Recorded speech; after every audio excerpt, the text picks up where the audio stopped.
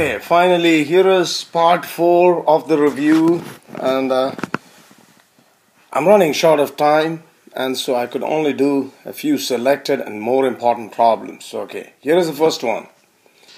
You have an aluminum ball with soup in it at 25 degrees Celsius. It's placed in a freezer, and 377 kilojoules of energy is taken out from the two, and therefore its temperature is going to go down, and you're asked to find the final temperature.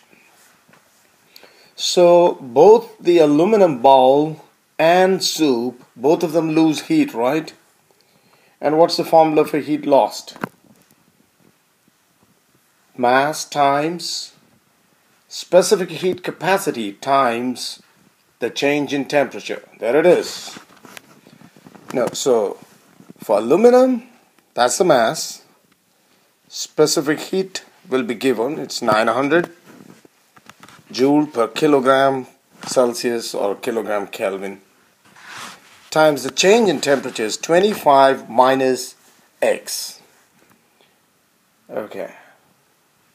When you distribute, you get these two numbers. Second one has 225, is actually 225X. Now, heat lost by the soup, there's a mass. Specific heat is the same as that of water, it says. I'm taking it as 4200. Use whatever constant will be given to you. And again, 25 minus X.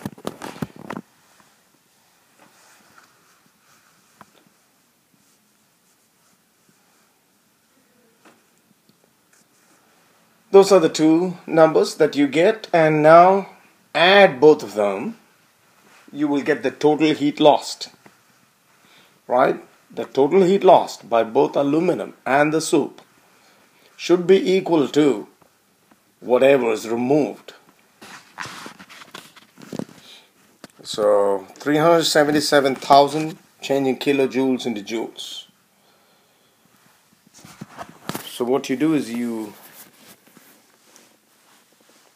add these two numbers, so that's what gives you this, and then pick up all the two x's there, you get that. Then you have to take this number to the other side. Well, there's a little bit of algebra, I'm sure you'll figure that out, and you get negative 80 degrees Celsius. That's really low. Anyway, check the answer out again. Number 2, at what net rate does heat radiate from a 275 meter square black roof on a night when the roof's temperature is 30 degrees Celsius and the surrounding temperature is 15? Emissivity of the roof is 0.900. Okay, this is heat radiation, and the formula for heat radiation is Q by T. That's E sigma A T1 raised to 4 minus T2 raised to 4. Q by T is what we have to find here, net rate. E is emissivity. Sigma is Stefan's constant, which will be given to you. A is the area, because if you have a bigger area, you know that more heat is lost, right? And temperature has got to be in Kelvin all the time. Now, so that you don't make a mistake, in every problem, try to have it in Kelvin. And you have to be careful in calculating this one, because you have 303 raised to 4 and 288 raised to 4. Those are 30 and 15 respectively, okay? And you get 2173 joule per second. So 2173 joules is radiated in every second. Number 3, a small jet airplane has a total wing area, that should be area, of 72.5 meters squared and a mass of that much. And this is in horizontal flight. Find the pressure difference between the lower and upper surfaces of the wings. This is an easy question because if you multiply the pressure difference with the area, what do you get? What is pressure multiplied by area? Yes, it is force. So pressure difference multiplied by area should give you the force, the upward force, and that must be equal to the weight of the airplane, because they got to be balanced. So pressure difference P1 minus P2 multiplied by the area is equal to mg. And we are asked to find the pressure difference. So it's mg by A. M is given. That's the mass of the airplane. Multiplied by 9.80 by the area. That's it. That's in meter per second squared. This is in kilograms. You're going to get the pressure difference in pascals. That's it. In this one, what will be the equilibrium temperature when a 325 gram block of copper at 265 degrees Celsius, now that's really hot, is placed in a 155 gram glass cup containing 725 grams of water at 10 degrees Celsius. So now you see the glass and the water in it are really at a low temperature, 10 degrees Celsius. So when you put the hot copper block into it, the temperature is going to rise, and you're asked to calculate the equilibrium temperature, the final maximum temperature. Okay, so the hot one is going to lose heat and the cold one is going to gain heat. That's hot. Both of those are cold at the same temperature. So the idea is heat lost is equal to heat gained. So let's find out the heat lost by copper.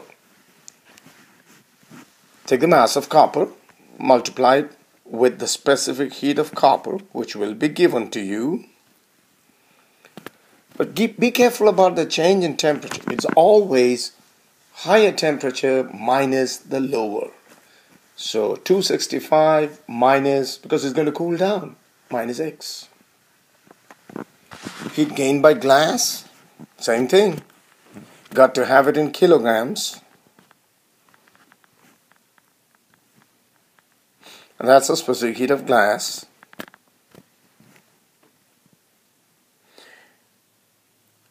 At this time, it's going to be X minus 10. Well, remember, because it's difference in temperature, I'm keeping it in Celsius. Okay. Heat gained by water, mass of water there in kilograms. Specific heat of water, X minus 10. Now you may decide to have the temperatures in Kelvin if you want to feel confident, okay? But when the difference is taken, it could be in either one. But you always have it in Kelvin. So now heat lost is equal to heat gained. All that remains is a little math. Okay, that's what you get when you multiply, distribute, this one. So all this times 265 and then these two times X. So it's negative 123.5x. So, and then is equal to, you'll have to distribute these again. You will get 4 terms now, okay? And collect the x's carefully and collect the numbers. And then divide to get the answer. 19.5 degrees Celsius.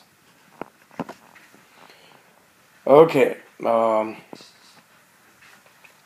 layer of oil 1.50 millimeter thick is placed between 2 microscope slides, and you have to apply a force of 5.50 times 10 to the negative 4 newtons to glide one over the other at a speed of 1 centimeter per second when their contact area is 6 centimeters squared.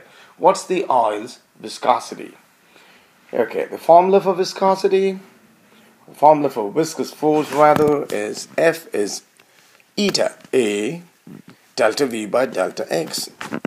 Eta is the constant, eta, that shows the viscosity. Now since you're asked to find that, you make that the subject and substitute the numbers. Force is given.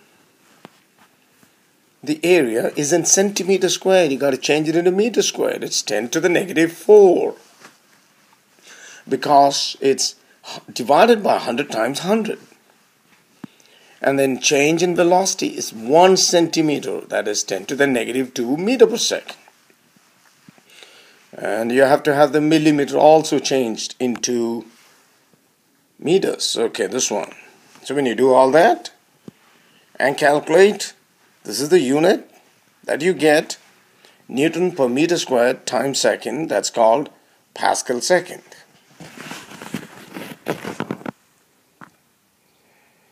Okay, this is Carnot Engine.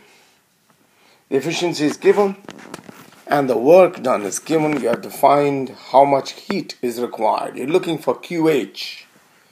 You know that efficiency is work over QH. And you're asked to find QH, so QH is going to be work over efficiency. Work is 23,000 joules. The efficiency must not be in percentage. It is 0.2. That's 20 by 100, right? So you get it as 115,000 joules. And then you know that work is QH minus QL, where QH is the heat absorbed, and after doing work, the remaining heat QL is rejected.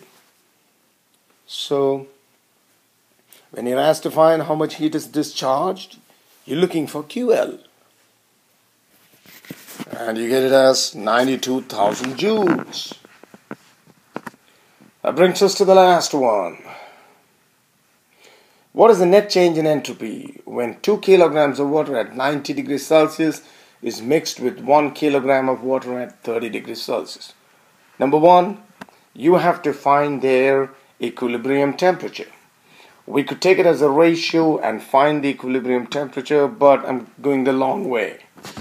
Heat lost is equal to heat gained.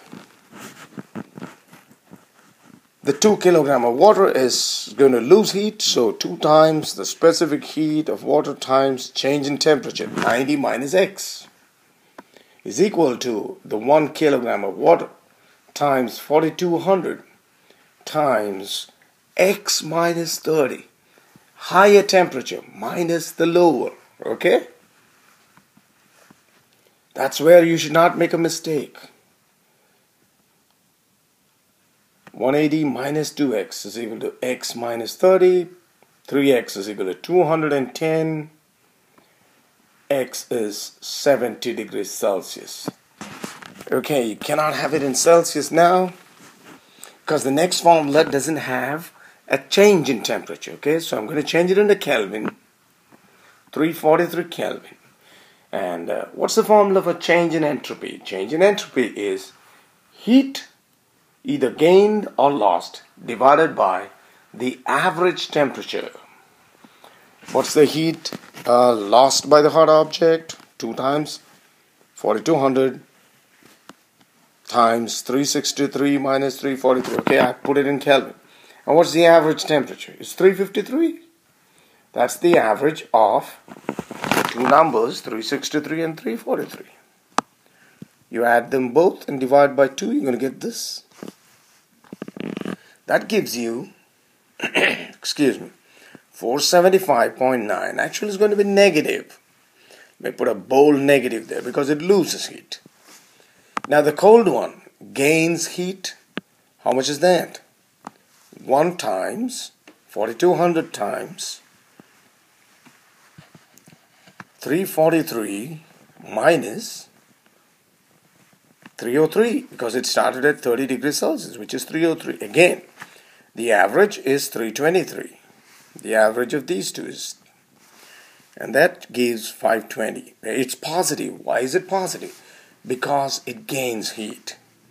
So the net change in entropy is, because one number is positive, the other is negative, just take the difference and you get 44.22 joule per Kelvin. Thank you. I just managed to do a few questions. I hope it will be useful to you.